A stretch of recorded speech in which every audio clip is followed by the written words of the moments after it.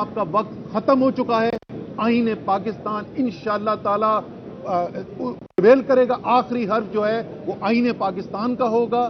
عدالتیں آئین پاکستان کے ساتھ کھڑی ہوں گی. پاکستان کے عوام تحریک انصاف آئین کے ساتھ کھڑے ہیں اور اس لیے اب بھاگنا چھوڑ دیں, الیکشن کی تیاری کریں. پاکستان کے ساتھ کھڑی ہوں گی. پاکستان کے عوام تحریک انصاف آئین کے ساتھ کھڑے ہیں اور اس لیے اب بھاگنا چھوڑ دیں, الیکشن کی تیاری کریں. الیکشن میں پھینٹا آپ کو پھر بھی پڑنا ہے, سیاسی طور پہ آپ نے غرق ہونا ہے, لیکن جو کچھ بچا سکتے ہیں اس کے اوپر اپنی ذمہ داری سے اس کے اوپر اپنا ٹائم لگائیں. اور ایک دفعہ پھر آخر میں کہوں گا تحریک انصاف کے تمام ورکر, تمام جو امیدوار ہیں حلقوں کے اندر اتریں, الیکشن کیمپین شروع کریں. الیکشن آ رہا ہے انشاءاللہ تعالی. فواد. بسم اللہ الرحمن الرحیم. سب سے پہلے سینٹر ہی ہے, کوئی ایسی بات نہیں. پہلی بات تو میں یہ کہنا چاہتا ہوں کہ یہ جو پی ڈی ایم ہے, پی ڈی ایم, یہ پہلے عوام سے بھاگ رہی ہے, اب الیکشنوں سے بھاگ رہی ہے اور اب آج عدالت سے بھی بھاگ رہی ہے. کبھی ایک وکیل آتا ہے کہتا ہے جی میری تیاری نہیں ہے, پھر دوسرا آتا ہے کہتا ہے میری تیاری نہیں ہے, پھر تیسرا کہتا ہے جی میں کہیں اور مصروف ہوں. پاکستان میں اس وقت پنجاب کے جو 12 کروڑ سے زیادہ عوام ہیں ان کے رائٹس, ان کے حقوق اس وقت سلب ہوئے ہوئے ہیں. پاکستان کے آئین کی بنیاد قرارداد مقاصد کے اوپر ہے اور قرارداد مقاصد یہ کہتی ہے کہ پاکستان میں جو اقتدار اعلیٰ ہے وہ اللہ تعالیٰ کی ذات کو ہے, جس کو پاکستان کے عوام کے نمائندے chosen representatives of people of Pakistan exercise کریں گے. یہ ہمارے آئین کا پریمبل ہے. اور آج پنجاب میں اور خیبر پختونخوا میں, اور چونکہ آج پنجاب کا کیس ہے, پنجاب میں چوزن ریپرزینٹیٹیو کیا, یہاں پہ وہ لوگ کیئر ٹیکر گورنمنٹ میں لگے ہوئے ہیں جن کو ان کے محلے والے بھی نہیں جانتے. انہیں شاید گھر والے بھی دوسری دفعہ سالن مانگے تو پلیٹ اٹھا کے مارتے ہیں کہ تم لوگ کدھر آ گئے ہو.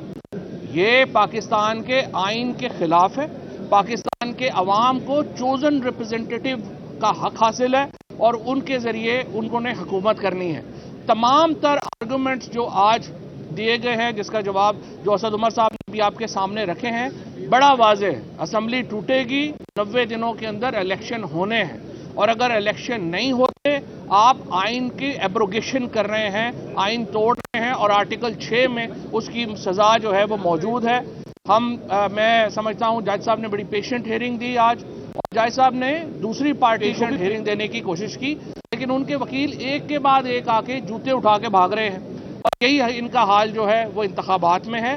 دیکھیں اس طرح سے جو الیکشن کمیشن ہے, اب وہ منشی کہنے کے اوپر مائنڈ کرتے ہیں تو میں اسسٹنٹ کہہ لوں تو برا تو نہیں مانیں گے, کیونکہ یہ جس طریقے سے اس وقت وہ ایکٹ کر رہے ہیں.